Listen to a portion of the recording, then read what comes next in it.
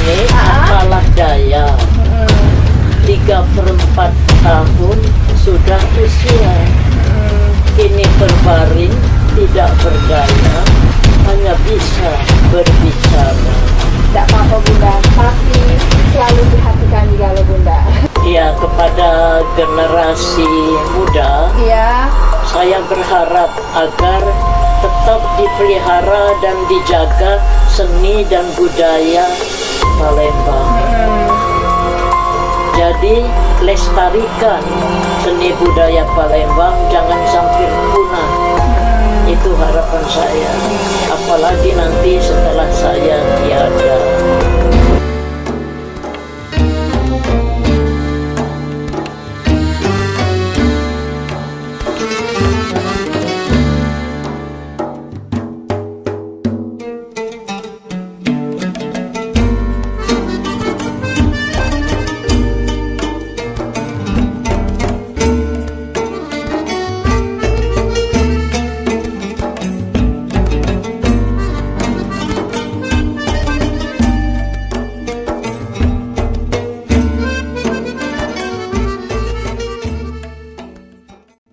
Assalamualaikum warahmatullahi wabarakatuh. Halo dodol di rumah, ketemu lagi kita di YouTube channel Rumah Budaya Palembang dalam acara Bingen Bincang-Bincang Seniman Palembang. Nah, dodol di rumah, jangan lupa untuk like, komen, dan subscribe serta bagikan video ini di akun sosial media kalian ya. Nah, dodol di rumah, hari ini Dinda akan mengajak dodol di rumah untuk berbincang-bincang dengan salah satu seniman yang sangat terkenal di Kota Palembang. Bukan terkenal di Kota Palembang baik, tapi terkenal juga di tingkat nasional maupun mancanegara. Oleh karena itu, kita lihat dulu video cuplikan berikut ini. Dalam waktu berapa hari untuk buat tari menciptakan tari sambut baru untuk menyambut Panglima yang baru tadi. Tari apa namanya Bu ya? Nah, tari tepak keraton. Jadi kemudian saya ajarkan kepada anggota tim kesenian Minda 4 Sijaya, ditarikan di Istana Gubernuran yang sekarang rumah wali kota itu, Jalan Tasik. Nah, disitulah pertama kali menarikan tari tepak keraton sebagai tari penyambutan.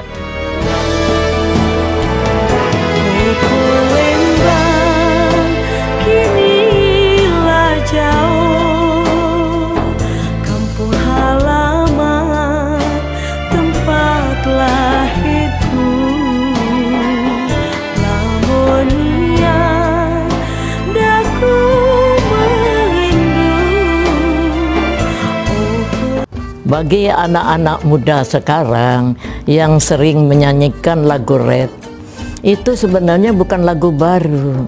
Tahun 60-an itu sudah ada. Nama lagunya Kumbang Cari, ciptaan Nuskan Saret dari Minangkabau. Onde indah desan ko sidigo-rigo pipi senanduk memakan padi tempo inggok depan matang ketiga burung katitiran onde indah den sangko nan bak nangko rusuh malah kironyo hati badan dibawa untuang malang denai manjuo menanggungkan. Nah, dodol di rumah, itu tadi video cuplikannya. Dan hari ini Dinda sedang langsung bertemu dengan orangnya. Dan inilah dia, kita sambut pencipta tari dan pencipta lagu Rindu Palembang, Bunda Ana Kumari. Halo Bunda, apa kabar? Baik. Alhamdulillah. Alhamdulillah Bunda. Oke Bunda, kami dari Rumah Budaya Palembang pengen ngajak Bunda bercerita tentang awal perjalanan karir. Jadi, cak mana Bunda bisa nyipta tari, bisa nyipta lagu Bunda. Cak mana Bunda? Bersedia? Bersedia. Tapi sebelum kita bercerita perjalanan karir Bunda, ingat lagi sama dodol di rumah, jangan lupa untuk like, komen, dan subscribe serta bagikan video ini di akun sosial media kalian ya. Tadi Bunda boleh ceritakan sama dodol kita di rumah bagaimana awal perjalanan karir Bunda dari tahun berapa gitu Bunda? Oh iya. Saya karir saya ini dimulai dari nyanyi. Dari nyanyi. Tahun berapa tuh Bunda? Ya waktu itu ya 54 saya masih berumur 9 tahun ketika. Oh, jadi pada saat SD Bunda masih kecil, itu memang Bunda sudah terjun di dunia Bunda. Saya belum begitu keluar. Waktu itu kan ayah saya dulunya tentara. Oh, jadi Mayor Aman Cipta. Tapi di Palembang ini lah Bunda. dia keluar kota. Oh, keluar kota. Ini karena berjuang keluar kota. Jadi waktu itu kemudian sesudah dia Indonesia merdeka, dia pulang ke Palembang. Dia berpikir bahwa kalau dia tetap menjadi tentara, dia menjadi tentara itu karena akan berjuang melawan musuh, melawan penjajah. Nah sekarang sudah merdeka, apakah akan berjuang melawan siapa? Lebih baik katanya dia bekerja untuk memberi penerangan kepada masyarakat yang sudah merdeka. Karena itu dia meninggalkan tugas tentara, pindah ke jawatan penerangan. Ya, kemudian di jawatan penerangan dia tidak lama dia jadi kepala jawatan penerangan kecamatan Seberang Ulu. Nah terus di kantor di jawatan penerangan itu menerbitkan buku, yaitu buku namanya Kelopak Mekar. Ya, saya waktu itu masih kecil. Ya, masih berapa tahun, Bunda? Nah, ya sekitar itu ya. Jadi saya baca itu, saya tahu lihat ada lagu Gending Sriwijaya. Di dalam buku tersebut di dalam buku Kelopak Mekar sekarang masih ada sampai. Jadi saya bilang sama ayah saya, ini kan ada lagu, ada tentang bintang radio, tentang tentang tarian Gending Sriwijaya. Jadi saya waktu itu tanya dengan ayah saya, ini ada lagunya. Oh iya katanya, ya cari ayah saya nyanyi. Jadi umur 9 tahun saya sudah bisa menyanyikan lagu Gending Sriwijaya, dan riwayat tarian Sriwijaya itu ada di buku itu. Nah tapi tarinya saya tidak bisa, karena awalnya baru nyanyinya iya, tarinya belum bisa. Kemudian sesudah itu saya senang dengan musik ya. Setelah 9 tahun itu ya, nenek saya itu bisa main piano, pianonya pun sampai sekarang masih ada ya.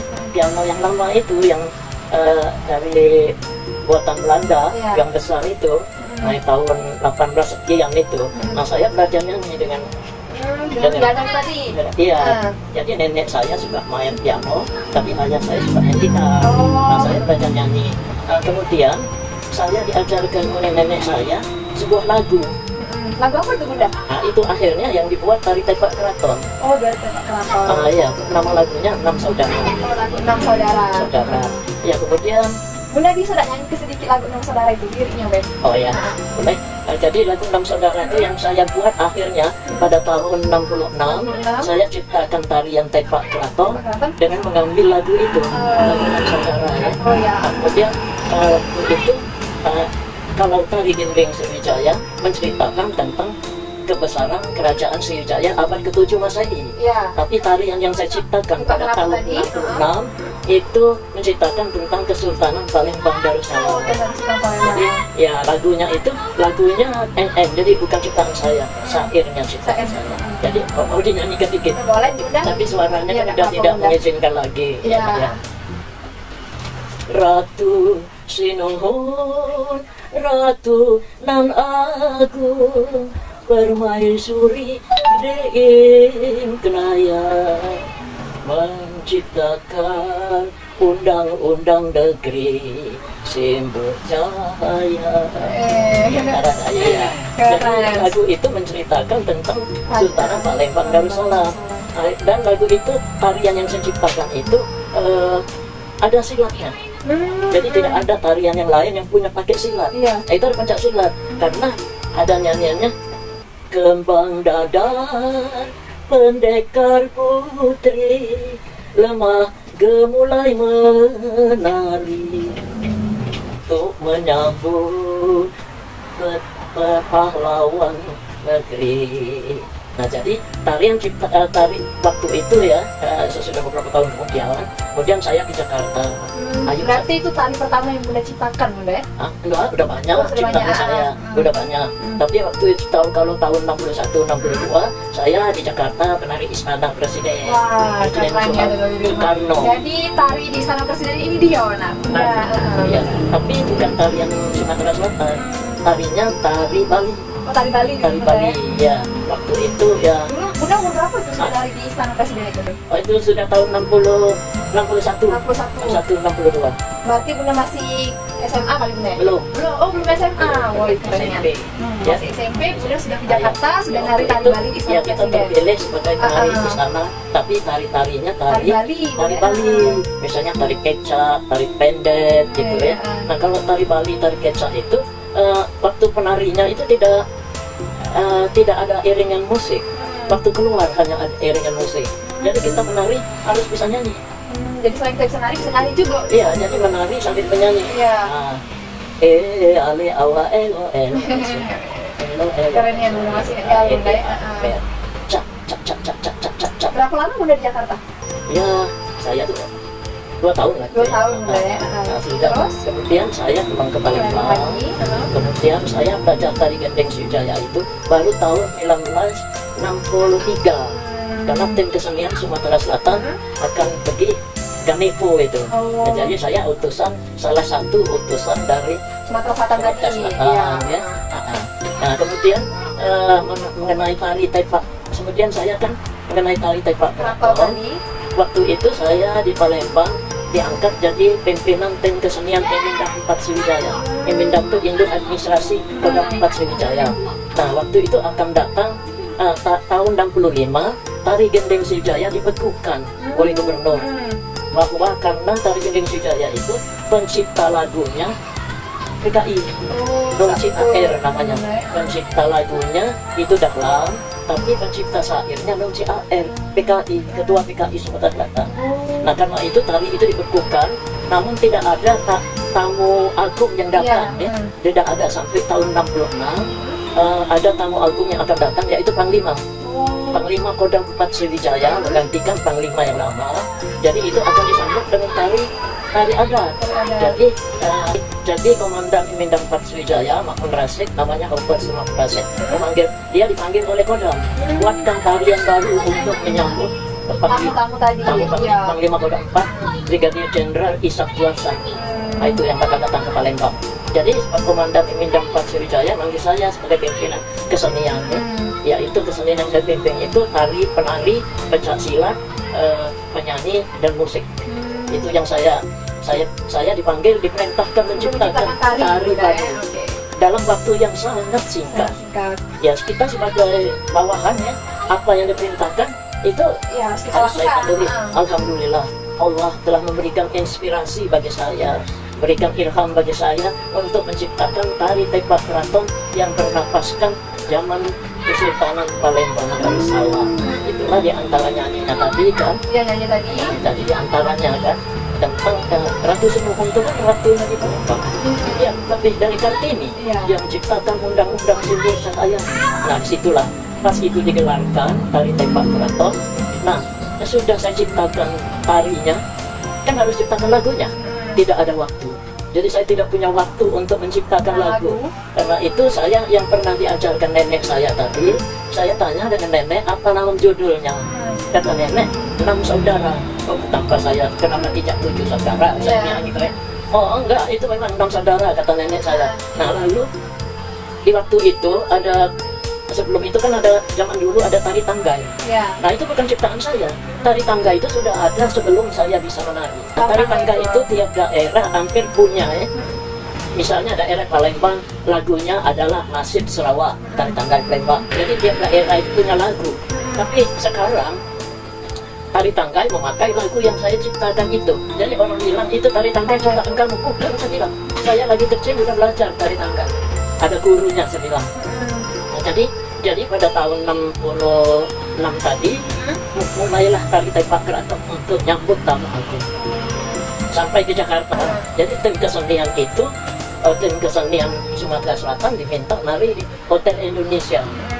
Nah, disitulah tepak keraton dimunculkan sebagai di bawah pimpinan anggota DPR.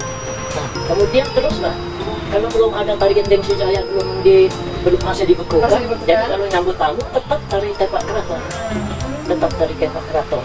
Nah, jadi kemudian yang sudah keluar kota lah, bukan cuma di Palembang baik, jadi sudah di Jakarta, kemudian pernah di Malang, pernah di Solo, ya. Kemudian pada tahun 68 itu kita dipanggil oleh gubernur tentang tari gendeng Sriwijaya. Nah, saya banyak tahu karena bagaimana mau tari gendeng ini. kata saya yang menciptakan lagu itu adalah Nung CAR PKI zaman sekarang. Tapi waktu yang menciptakan lagu itu dia belum PKI, dia bilang. Jadi tidak masalah Kalau saya lakukan juga nggak apa-apa. iya, jadi tidak masalah kalau diresmikan lagi menjadi tarian itu. Karena saya tahu Nung CAR itu tepatnya di 11 Ulu. Nah setelah dia kawin dengan Gerwani, dia masuk PKI. Jadi zaman dulu dia belum PKI. Jadi gini saja itu dari rumah dari dulu kita sampai diresmikan lagi karena pernyataan dari Bunda Ana Kumari. Ya salah seorang kita karena dipanggil rapat. Jadi dinas Gubernur minta pendapat Bunda. saya dari kantor saya itu dengan almarhum Abdullah Saleh berdua. Jadi diminta pendapat dari kantor gubernur. Nah itu akhirnya diresmikan lagi dengan SK gubernur tahun 88 itu menurut saya lupa saya. Ya dia SK-nya lagi. Akhirnya ya 2 tarian lah untuk penyambutan tahun. Kamu tarik tadi Iya keadaan. Iya. Nah seperti terakhir ini MTQ Internasional. Oh ya, tadi kota SCC. Itu Alek minta tari tembak keraton. Di pada saat penyambutan itu. Terus saya bilang kenapa tari tembak keraton? Katanya gini, katanya tari Gendeng Sujaya itu menciptakan kerajaan Sriwijaya, agamanya Buddha. Ada dalam lagu Gendeng itu kan tutur sabda dan mapala sakya kirti dan kirti. Jadi ada itunya. Tapi kalau tembak yang datang ini kebanyakan negara Islam. 47 negara ini kebanyakan negara Islam. Jadi lebih cocok katanya kalau tembak keraton. Nah jadi saya bersedia melatih itu. Nah di saat kami latihan, Alek Nurdin sama ibu itu selalu meninjau. Sekali hari dia datang, yuk anak, katanya bagus-bagus lah nari. Kalau bagus kayak yuk anak, aku pergi haji. Dia ngomong, sudah belum pergi haji? Kata saya, oh sudah, saya pergi haji. Siapa yang hajikan? Kata saya, Syahriar Usman. Di saat saya pensiun dari Diklat, Syahriar Usman pergikan saya haji. Oh sudah kalau gitu cuma umroh deh katanya. Masih ngasih hadiah tuh lah Pak Alek Bunda. Iya, jadi sudah selesai memang sukses kita. Yang hadir beneran bukan presiden, wakil presiden lagi di luar negeri. Nah dari situ karena sukses saya sakit, masuk rumah sakit, saya capek kan. Nah, masuk rumah sakit sedang transfusi darah di rumah sakit umum. Adik saya Anwar Fuadi datang melihat saya sakit. Tiba-tiba dari kantor gubernur ada yang bawa tas itu. Saya bilang, untuk apa ini tas kamu masuk? Saya tas, enggak, katanya ibu umroh, kata Pak Alek. Lah, itu saya benar apa ini? Nah itulah, jadi terus rupanya udah saya sembuh. Dan kondisi saya masih kurang juga ya waktu itu ya. Dan saya diumrohkan oleh Pak Alek. Alhamdulillah. Itu ya alhamdulillah. Jadi masalah kami tembak keraton itu banyak. Apa saya banyak yang sejarahnya Bunda. Banyak juga yang beri kepada rezeki dari tari tembak keraton tadi. Tembak keraton tadi karena itu saya pikir dia bergurau, nggak tahunya serius. Nah, berarti waktu saya umroh pertama, waktu mau awal badan saya masih kurang fit Bunda ya. Memang baru keluar dari rumah sakit. Jadi saya pakai kursi roda di lantai 2. Tapi saya kan bilang sama yang pembimbing haji itu, kata saya boleh tak kita utang dulu, kata saya ya, nanti dibayar di Palembang. Itu mahal juga, 800.000 atau berapa kursi roda. Juga akhirnya setelah pulang saya mau bayar ke travel itu. Anak saya, adik dia nemani saya untuk bayar. Terus katanya, kan ibu SK wali, SK gubernur katanya. Jadi kenapa? Tidak bayar, sudah dibayari semua. Malah saya akan kasih ibu uang. Uang apa sih? Ibu aku mendaftar itu kan pakai uang pribadi ibu. Nah itu saya ganti. Oh itu saya kira. Itulah cerita. Banyak nih rezeki Bunda jadi ya dari tari tembak keraton tadi. Iya dari tembak keraton tadi. Dan alhamdulillah saya pada tahun 2015 dapat penghargaan itu yang ada gambar itu. Nah itu dari Anies Baswedan memberikan penghargaan. Cuma 10 provinsi yang kategori pelestari. Tari budaya yang lain kategori lain. Semuanya 50 berapa provinsi kita ya. Nah 10 provinsi kategori itu pelestari budaya. Ya Bunda, tadi kan sudah cerita ke awal perjalanan karir Bunda, banyak sekali hal yang membuat Bunda senang Bunda ya, banyak sekali rezeki-rezeki yang Bunda dapat selama berkarir ini. Terus Bunda, siapa kawan-kawan Bunda yang melalui Bunda dari awal yang berkarir Bunda? Ada kawan-kawan seperti orang Bunda meninggal. Sudah banyak meninggal Bunda ya. Tapi ada salah satu ini siapa Bunda? Ada satu Pastura namanya. Tapi sudah tua ya. Yang lain Maria meninggal. Ya banyak yang meninggal lah. Tapi kalau alumni alumni sanggar tari saya itu ada yang masih ada alumni sanggar tari. Waktu saya sakit ini, murid saya dari Malang datang ke sini, besuk saya karena dia tuh ingat saya pernah mengirim dia ke Amerika menari kan. Jadi dia ingat ya siapa waktu itu yang nari ke luar negeri kan, nah, dia saya kirim. Kemudian dia tuh pernah jadi juara Bujang Gadis Palembang juara 1. Nadia namanya. Ada seminggu yang lalu dia datang, saya heran dia jauh-jauh datang dari ini aja dengan tambahan dia tuh dengan orang Palembang. Orang Palembang. Nah, jadi saya ya di samping kesenian saya ini kerajinan. Ya. Kerajinan apa Bunda? Songket. Oh iya. Kerajinan songket, karena itu waktu itu saya lihat di kampung saya ini banyak yang putus sekolah, tidak mampu sekolah. Jadi saya urusan kesenian saya tidak cari uang dari kesenian, malah saya yang keluar uang untuk kesenian ya. Ya saya keluar uang dengan usaha Rasu Ayu Salon, saya buka salon khusus kecantikan, khusus tarian untuk membiayai kesenian.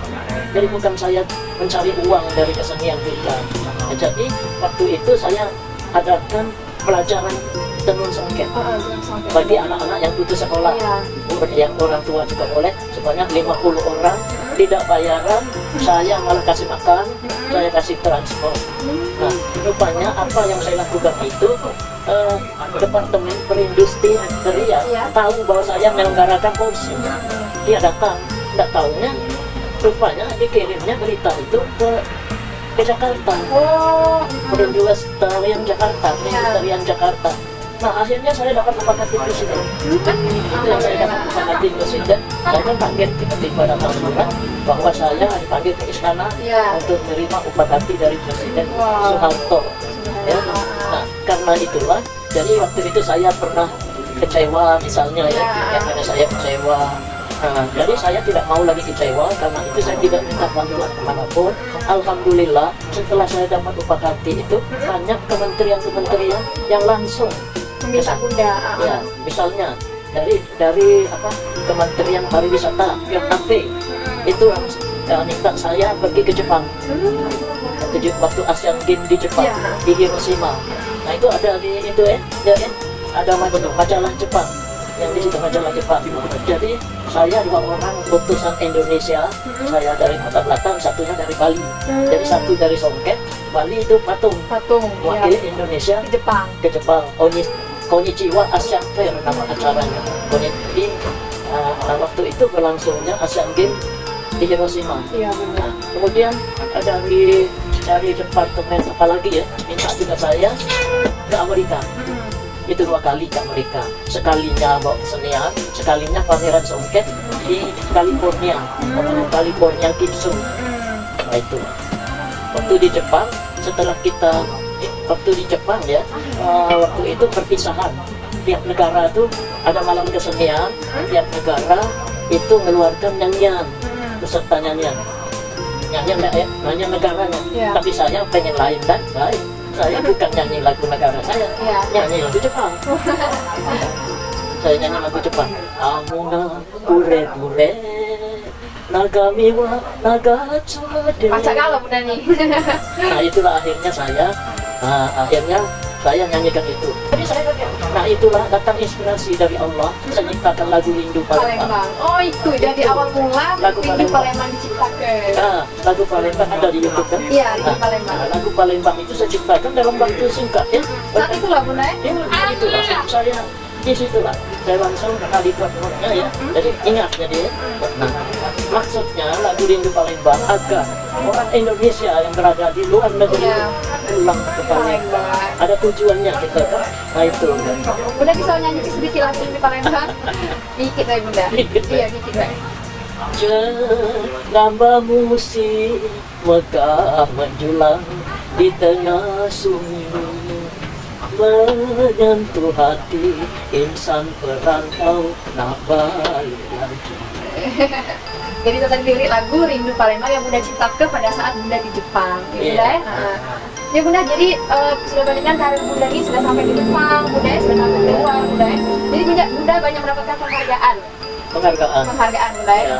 Dari Singapura saya saya dapat penghargaan dari Singapura karena pertukaran kebudayaan Indonesia Singapura. Saya ngajak nari di situ, ngajak nari 40 guru tari yang saya ajak. Karena itu saya gampangnya sekarang kalau mau ke Singapura ya tinggal telepon mereka itu penghargaan dari Singapura. Oke, dari rumah kita lihat dulu. Ini ada beberapa bukti penghargaan yang pernah Bunda dapatkan. Jadi ini beberapa penghargaan yang Bunda dapatkan, Bunda. Iya. Nah, ini ada piagam penghargaan dari Menteri Perindustrian. Nah, kalau di rumah ya. Itulah Upakarti itu. Upakarti itu, Bunda. Nah, ini dapat dari Kementerian Hukum dan HAM, surat pencatatan ciptaan. Iya, ciptaan tari tepak keraton. Itu tidak bisa ditiru orang lain. Iya, tidak bisa ditiru karena sudah ada hak cipta yang dikeluarkan langsung dari Kementerian Hukum dan Hak Asasi Manusia Republik Indonesia. Ini dari bisa dilihat, tarinya tari tepak keraton. Nah, ini langsung Bunda Anak Mari yang menciptakan tari ini. Nah, ini yang majalah Jepang. Oh, ini majalah Jepang. Nah, itu saya Cenong Songket. Yang ini Bunda? Iya. Nah, jadi ini Bunda Anak Mari masuk majalah Jepang, bukan majalah Indonesia, Bunda masuk tapi majalah Jepang juga. Lagi Bunda? Nah, ini banyaknya Bunda ya. Nah, ini saya tidak nyangka ini 100 perempuan terinspirasi. 2011. Iya. Nah, jadi Bunda masuk. Bukan gambarnya, kalau gambar saya di sebelah. Nah, ini Anak Mari. iya. Nah, jadi Bunda ini tahun 2011 pernah menjadi 100 perempuan terinspiratif. Gila pula itu di rumah ya, bukan cuma pencipta tari, pencipta lagu juga pacar. Wajar deh, Bunda ini memang menjadi wanita terinspiratif. Nah, ada lagi Bunda? Tadi bilang terbang. Dari 1.800 anak. di tahun berapa tahun? Tahun berapa? 4. Tahun 4. Nah, dulu di rumah ini ada festival tari ciptaan Bunda, tari massal, tarinya tari elang terbang. Jadi ciptaan Bunda Anak Mari tahun 1984 yang ditarikan oleh 1.800 siswa tingkat SD. selama berapa tahun itu tiap tahun? Tiap tahun, Tiap ya. tahun sampai 7 tahun saya tari massal. Semua ini. Nah, ini bukti kalau Bunda itu pernah menjadi penari istana. Jadi Bunda tadi yang jadi tokoh inspiratif tahun 2017 dapat lagi ya dari Sriwijaya TV. Kalau Bunda ini merupakan tokoh inspiratif budaya Sumatera Selatan. Nah, ini gambar saya di Jepang ini. Halo Bunda. Nah, ini waktu pulang kan? Di pulang. Oh, ini Bunda di Jepang situ. Ya, waktu nah itulah. Ini orang Indonesia dari Bali. Nah, dulu bisa dilihat ini perjalanan Bunda waktu di Jepang. Waktu nyanyi itu ada itu saya nyanyi. Nah, ini mau Filipina. Nah, ini nyanyi. Nah, ini merek ini kan. Nah, itu saya nyanyi lagu Jepang. Nah, ini yang Bunda cerita tadi, Wong Jepang nyanyi lagu Indonesia, kalau Bunda Wong Indonesia nyanyi lagu Jepang. Oke Bunda, terima kasih Bunda sudah bercerita banyak sekali Bunda ya. Jadi dari awal perjalanan karir juga Bunda nyerita ke banyak senangnya Bunda ya, pokoknya selama berkarir tuh Bunda ya. Oke, oleh karena itu Rumah Budaya Palembangnya pengen ngasih Bunda penghargaan. Namun kini kalah jaya. 3/4 tahun sudah usia. Kini terbaring, tidak berdaya, hanya bisa berbicara. Tidak apa-apa Bunda, tapi selalu di hati kami kalau Bunda. Ini piagam penghargaan dari Rumah Budaya Palembangnya. Mohon diterima Bunda ya. Oh iya? Oke. Bunda ada disampaikan sama doa-doa kita di rumah, sama anak-anak zaman sekarang. Ada yang pengen Bunda sampaikan? Dengan untuk siapa? Untuk doa-doa kita di rumah, untuk anak-anak zaman sekarang. Pesan dan kesan Bunda. Oh, iya, kepada generasi muda, Ya. saya berharap agar tetap dipelihara dan dijaga seni dan budaya Palembang. Jadi lestarikan seni budaya Palembang, jangan sampai punah. Itu harapan saya. Apalagi nanti setelah saya tiada. Oke Bunda, terima kasih Bunda untuk hari ini. Dan doa-doa di rumah, jangan lupa untuk like, komen, dan subscribe YouTube Rumah Budaya Palembangnya. Dan kita bertemu lagi di acara Bingen, bincang-bincang seniman Palembangnya selanjutnya. Oke dodol di rumah, nah kali ini kita sedang berada di Sanggar Tari Bunda Anak Kemari. Nah, sanggar ini diciptakan tahun 1963. Sanggar tari ini merupakan sanggar tertua di Kota Palembang. Nah, dodol di rumah, ayo kita lihat dulu apa aja sih isi dalam sanggar tari ini. Yuk! Nah, dodol di rumah, jadi kita sedang berada di Sanggar Tari Bunda Anak Kemari. Jadi ini banyak sekali baju-baju tari, kemudian di sini juga ada songket-songket terkait ciptaan dari Bunda Anak Kemari. Bisa dodol di rumah lihat, nah di sini juga banyak sekali ada baju-baju pengantin, kemudian ini juga. Nah ini plakat yang diberikan Presiden Soeharto sama Bunda Anak Kemari. Ini dari Singapura, jadi Bunda pernah mendapatkan ini dari Singapura. Oke, dodol di rumah. Jadi sanggar tari ini sangat luas ya, bisa dodol di rumah lihat banyak sekali untuk acara pernikahan, kemudian juga banyak sekali anak-anak tari yang mungkin dodol di rumah pengen datang ke sini boleh, karena di sini bisa wedding organizer.